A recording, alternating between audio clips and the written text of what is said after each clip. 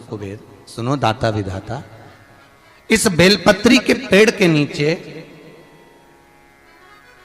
तुम्हारा रात्रि को शाम को 6 बजे से लेकर रात्रि को 8 बजे तक तुम्हारा निवास होगा। जैसे पीपल के पेड़ में देवताओं का निवास आपको आप लोगों ने यदि पद्म पुराण पढ़ी होगी या सुनी होगी तो उसमें स्पष्ट कहा है, पीपल के वृक्ष की गणना ध्यान देना, पीपल के वृक्ष में सुबह 4 बजे से लेकर 7 बजे तक ब्रह्मा जी का वासा होता है। पीपल के वृक्ष में सुबह 7 बजे तक ब्रह्मा जी का वासा, 7 बजे से लेकर 10:30 बजे तक पीपल के वृक्ष में भगवान विष्णु का वासा होता है। कितनी बजे तक? 10:30।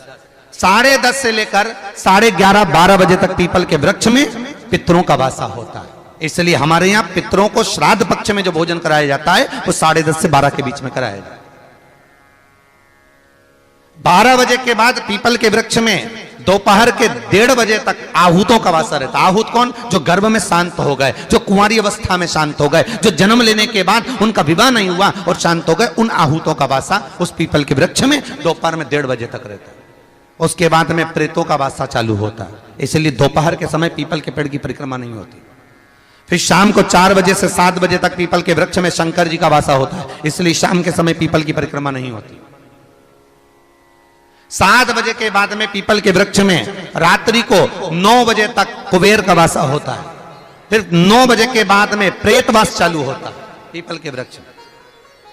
उसी तरह बेलपत्री का जो वृक्ष है, उस बेलपत्री के वृक्ष के नीचे रात्रि को 8 बजे से लेकर 12 बजे तक बेलपत्री के पेड़ के नीचे कुबेर का निवास होता है। महाराज, कुबेर का निवास। प्रयास करा करो सोमवार के दिन किसी बेलपत्री के पेड़ के नीचे हम दीप लगाएं, घी का दिया।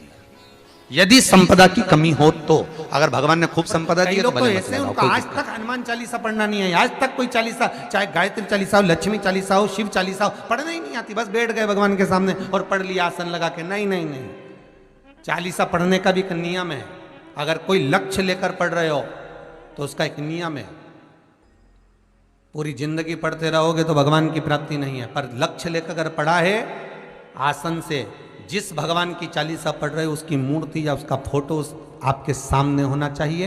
एक घी का दिया, अगर हनुमान चालीसा पढ़ रहे हो तो या तो घी का दिया जलाओ, वो भी गाय के घी का हो, भैंस के घी का मत जलाना। हनुमान जी कभी प्रकट नहीं होंगे भैंस के घी से।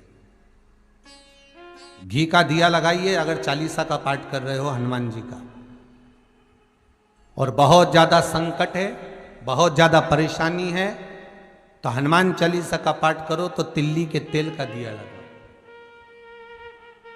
काली तिल के तेल का दिया, तिल का तेल का दिया हनुमान जी के सामने आसन बिछाकर। बहुत तकलीफ है तो 3 पाठ प्रतिदिन करो और एक आसन से जितने समय 9 बजे अगर आप बैठते हो पाठ करने तो 9 बजे ही बैठना है। 11 दिन तक प्रतिदिन 3 पाठ रोज करो। एक पानी का लोटा, कलश, तांबे का जल अर्थात तांबे का लोटा हो, स्टील का लोटा हो, तुम्हारे पास जो कलश हो उसमें जल भरकर एक सिक्का उसमें पटक कर, एक लौंग पटक कर प्लेट से ढक कर रख दो और प्रतिदिन बस टाइम पर बैठकर पाठ करो। 11 दिन पूर्ण होंगे, जिस कामना से आपने पाठ करा है बस वो सिक्का, वो लौंग कलश में से निकाल लो, जल का आचमन करो और जिस काम के लिए करा है वो जल उस प्रयोग में ले लो। उस प्रयोग, किसी से बात करने जाना है तो वो जल पी कर जाइए, कोई से हाथ मिलाना है तो वो सिक्का, वो लौंग अपने हाथ में रखिए, अपने साथ रखिए। एक प्रश्न किसी ने करा था,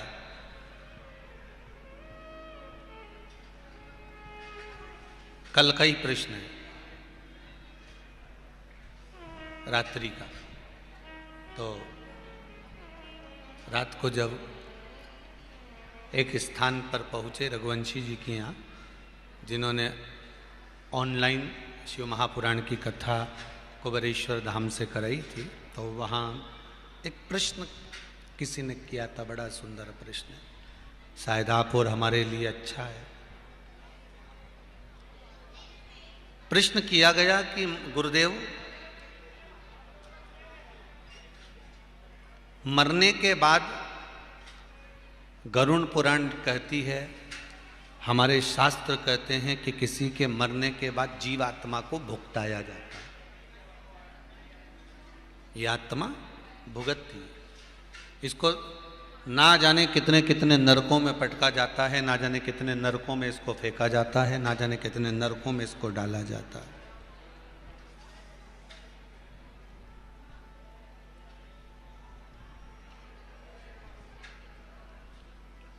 ना जाने कितने नरकों में इसको फेंक दिया जाता है।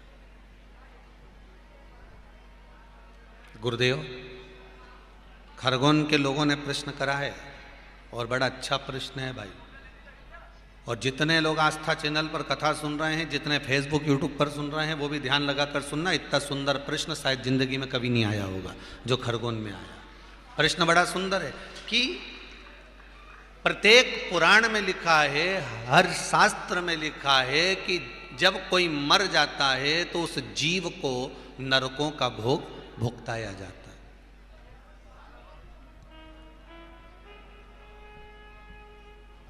उस जीव को नरकों का भोग भुगताया जाता है। ये प्रत्येक पुराण कहती है, प्रत्येक शास्त्र कहते हैं, प्रत्येक वेद कहते हैं।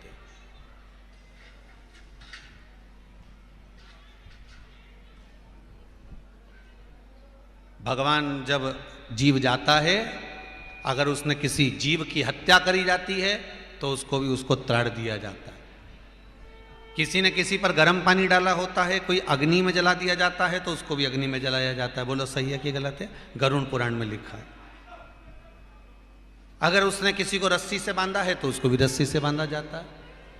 उसने किसी को ठोकर पहुंचाई है तो उसको भी ठोकर पहुंचाई जाती है। मारो।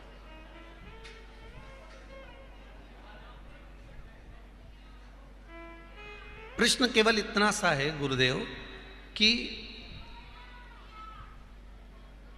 उस जीव को कष्ट पहुंचाया जाता है, उस जीव को कष्ट दिया जाता है।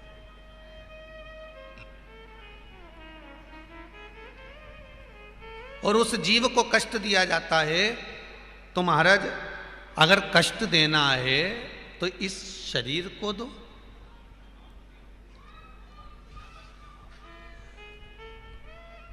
प्रश्न करने वाले ने कहा कि अगर शरीर ने काम बिगाड़ा है, शरीर ने उसको दुख दिया, शरीर ने उसको कष्ट दिया, शरीर ने उसको ऐसा किया, शरीर ने उसने ऐसा किया, तो अगर दुख देना है तो शरीर को दो।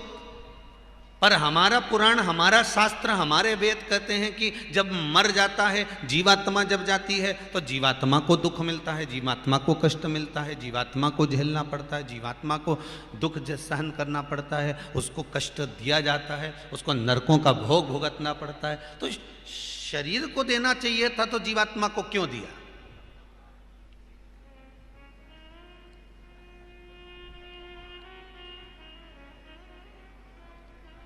कर्म बेकार शरीर ने करा और भुगत वो जीवात्मा रही, तो शरीर का शरीर को मिले, जीवात्मा को क्यों?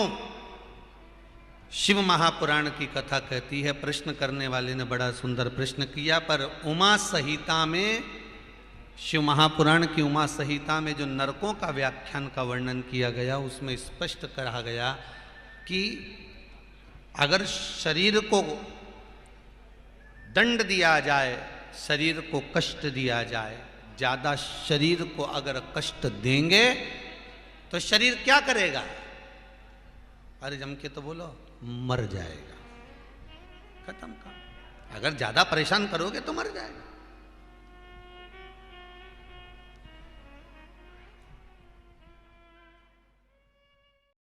श्री शिवाय नमस्तुभ्यम। हर हर महादेव। वीडियो पसंद आया चैनल को लाइक करें, सब्सक्राइब करें, शेयर करें। कमेंट बॉक्स में श्री शिवाय नमस्तुभ्यम हर हर महादेव अवश्य लिखें। महादेव जी सबकी इच्छा जल्द पूर्ण करेंगे। श्री शिवाय नमस्तुभ्यम हर हर महादेव। मिलते हैं नेक्स्ट वीडियो में। धन्यवाद।